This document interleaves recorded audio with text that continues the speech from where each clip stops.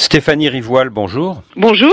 Pour ce futur sommet, vous avez choisi le thème de la ville durable. Mais qu'est-ce qu'un sommet peut changer dans la vie quotidienne des habitants des grandes villes africaines? Alors déjà, avec un peu d'humilité, je dirais que c'est le président de la République qui a choisi le thème de la ville durable dans son discours de Ouagadougou de 2017.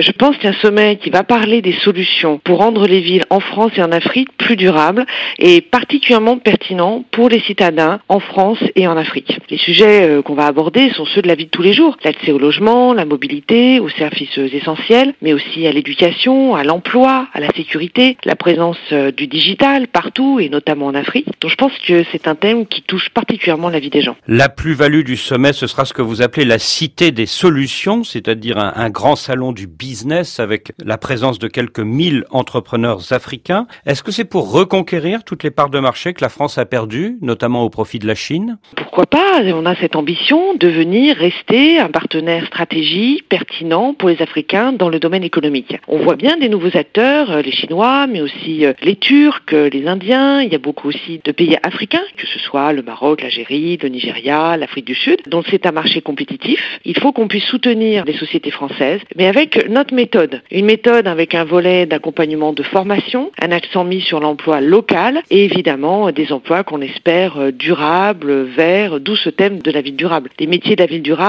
ça va être de l'éolien, de la géothermie, du logement efficace du point de vue énergétique, donc des projets qui apportent de la durabilité d'un point de vue social et environnemental. Donc c'est l'ambition de porter nos valeurs de cette manière-là aussi. Au vu d'une étude commandée par le CIAN, le Conseil français des investisseurs en Afrique, la France n'a pas une très bonne image aux yeux des jeunes leaders africains. Elle n'est qu'au 5e rang derrière la Chine, les États-Unis, le Japon, l'Allemagne. Qu'est-ce qui ne va pas? Alors effectivement, on a constaté ça. C'est pour ça qu'on veut mener ce sommet de cette manière-là. On est en reconquête des cœurs, des esprits, des parts de marché. Il y a une volonté, une énergie portée par le président de la République. Et puis bien sûr, je vais y mettre tout mon savoir-faire et mon énergie propre pour changer ça. Changer le regard des Africains sur les Français. Et puis peut-être changer notre posture quand elle est mal perçue, celle historique d'une force qui peut passer pour donneuse de leçons. Et on veut sortir de ça et vraiment mettre en place le vrai partenariat. Alors, notamment entre entreprises, entre universités, entre maires.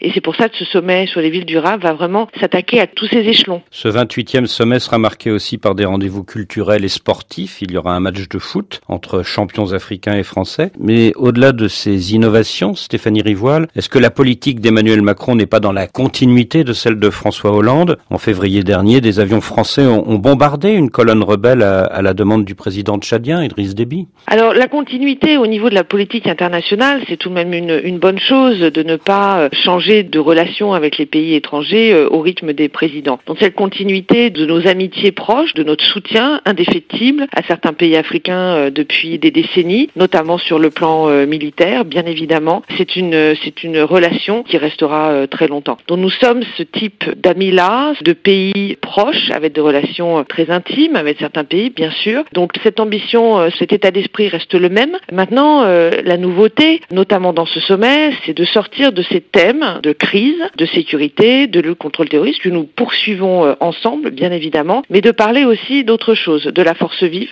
des Africains. C'est pour ça que nous faisons venir ces mises entrepreneurs, en plus de tous ceux qui vont venir par leurs propres moyens, donc montrer cette Afrique-là, celle du changement, de l'action, de l'économique. On a un format qui est plus économique, qui est un marqueur de la politique d'Emmanuel Macron. En Afrique, beaucoup de jeunes ne supportent plus les chefs d'État qui s'accrochent au pouvoir pendant plus de 10 ans, voire 20 ans, 30 ans. Est-ce que la présence de plusieurs de ces chefs d'État à Bordeaux en juin prochain ne risque pas de nuire à l'image de ce sommet? Alors quand on invite toute l'Afrique, qui est le cas ici, les 54 pays, on invite les chefs d'État qui sont en exercice. Maintenant, on voit très bien tout de même des mouvements et des changements profonds qui sont en train d'être en force. On voit bien sûr ce qui se passe au Soudan, en Algérie, ce qui s'est passé au Burkina Faso, en République démocratique du Congo. Donc il y a des mutations vers plus d'ouverture, plus de processus démocratiques. Donc quand nous invitons l'Afrique, nous invitons ceux qui sont élus par leurs citoyens au jour J. Stéphanie Rivoal, vous dites que la France doit changer de posture, mais est-ce que le maintien du franc CFA ne renvoie pas la France, pour beaucoup de jeunes Africains, à son passé colonialiste? Alors